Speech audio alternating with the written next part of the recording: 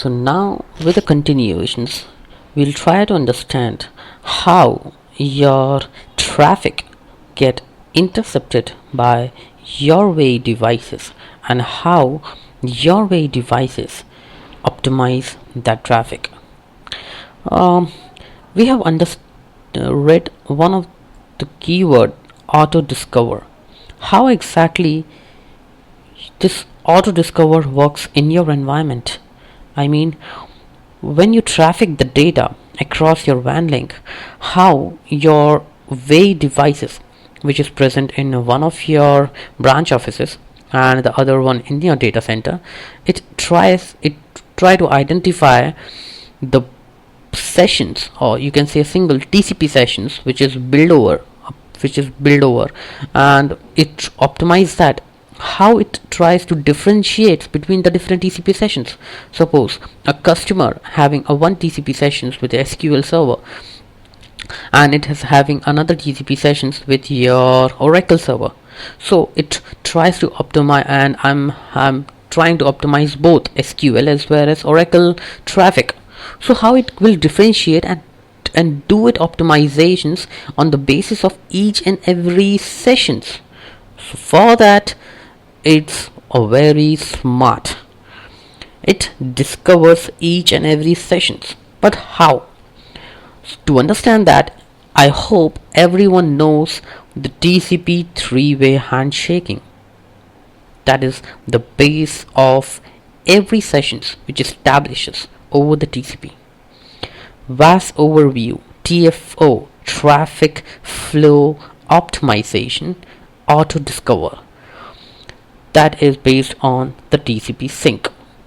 First packet which a client initiates to have a session with your server is your TCP sync packet.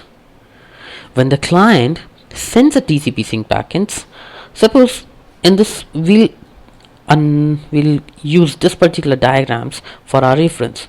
WAAS 1 is a device which is placed in your branch office. WAAS 2 is a device which is placed in your data center. A is a client which is try to have a communication with your server which is placed in the data center B. So A initiates a TCP sync packet towards B. Okay, fine. So when a client sends a TCP sync packets, WAAS 1 will apply TCP options to identify itself and specify the optimizations that it would like to apply. Okay. What it tries to identify itself, what does it mean? We'll try to understand this. The modified TCP sync packet is then forwarded to the server and intercepted on the other side. This means when a packet initiates from a client A TCP sync packets, it redirected towards the WAAS. Now this word redirected, how the traffic is redirected, we will understand this in a separate section. As of now, just understand by anyhow either a PBR or a WCCP, using this technology we are redirecting the traffic towards our WAAS devices. So if we redirect the traffic towards our WAAS 1, it will say I would like to accelerate this connections. Here are my details. It will modify the TCP sync packets with its own details. Quite cool. And the packet will send it across the WAN. Like, please understand, your TCP sync packets which client A initiates for the server B has been modified by your WAAS device which is placed in your branch offices, and that packet has been sent across the WAN. Now what next?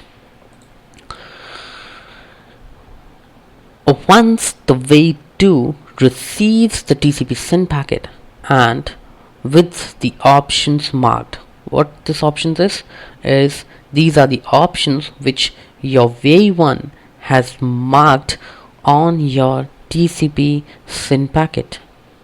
Okay, so it then knows WAAS 1 details, and desire to optimize disconnections. So when way 2 receives the packet which way 1 marks, it then tries to identify, okay, now I know about the way 1 and which optimizations are desired. Now, what does this mean, which optimizations? Oh, you mean to say there are various optimizations which the way can do? Correct. What are the different optimizations techniques? We'll try to understand it later. So, they both try to understand that what are the optimizations for this particular traffic we have to do. They will do that.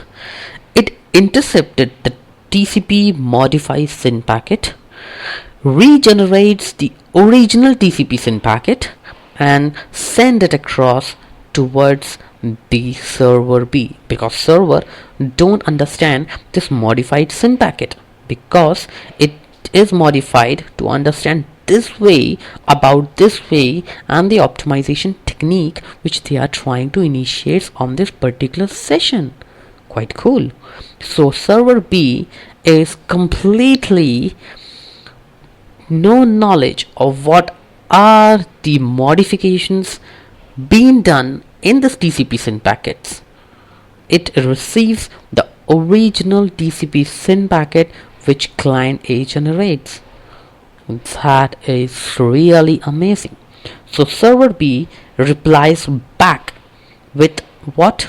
Your TCP sync with your TCP ACK. The TCP SYN packet is then forwarded to the server. When the server responds with TCP SYN ACK, remember your three-way handshaking: TCP SYN, TCP SYN ACK, TCP ACK. Way 2 then marks TCP options to the acknowledge optimizations and to identify itself to the way 1. Now again the same thing. Way 2 has identified way 1. Now it's the chance of way 1 to identify way 2.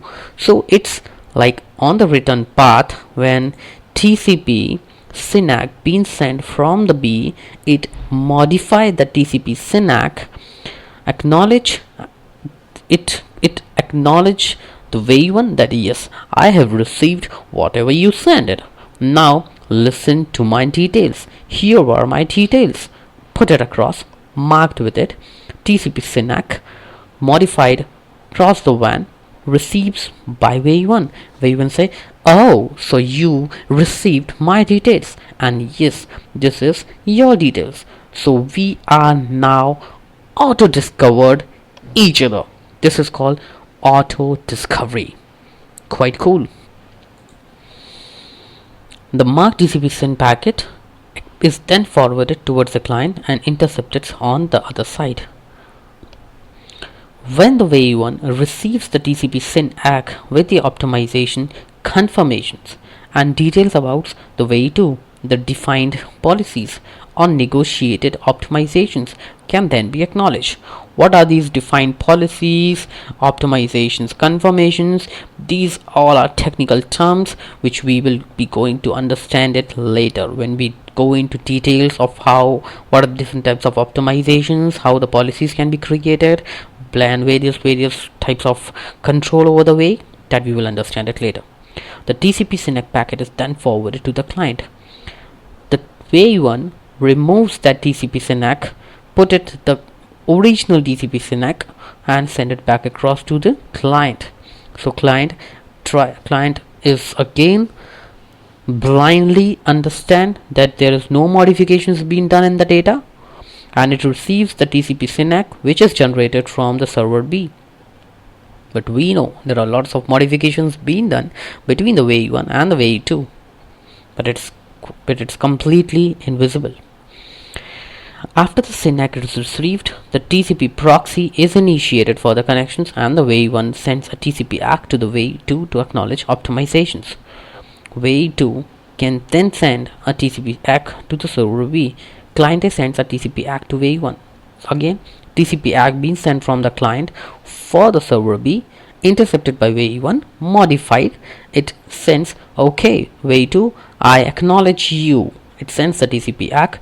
It receives, okay, WAA1 is acknowledged to me, removes the TCP, whatever the options been set from the WAA1, send it across the whole TCP ACK, the same TCP ACK which is generated from client A towards the server B. So server B understand, okay, the TCP three-way handshakes completed and we're going to initiate our session. So in this way, this whole traffic, or you can say this particular session, is understood by the way.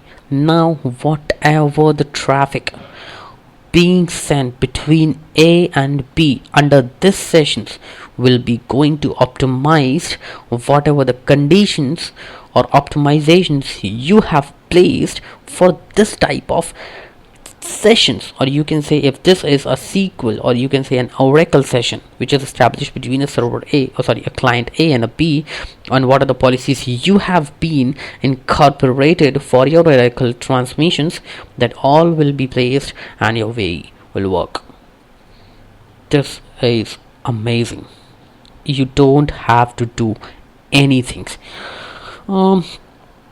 Before going further, I would like to tell you that what I was telling you before, that in your branch, if you have two branch offices, one data center, and what I was saying is, if you have a weak equipments in your branch offices and you have a way equipments in your data center, and from the MPLS cloud you are accessing your data center from your branch offices. So you are optimizing your traffic which is being traversed from your branch offices to your data center, because you have a way placed in your branch office. Similarly for this branch office, for this data center. But with this auto discovery, if by anyhow in your future you want certain communications to be taken place between your branch offices, there are suppose customers or clients in your branch offices which want to have exchanged some data, and you have already placed your way equipments between your branch offices. So that means if you want to have a communications between your branch offices, so you don't have to do anything to optimize this traffic, because you have already placed your way equipments in each and every branch offices.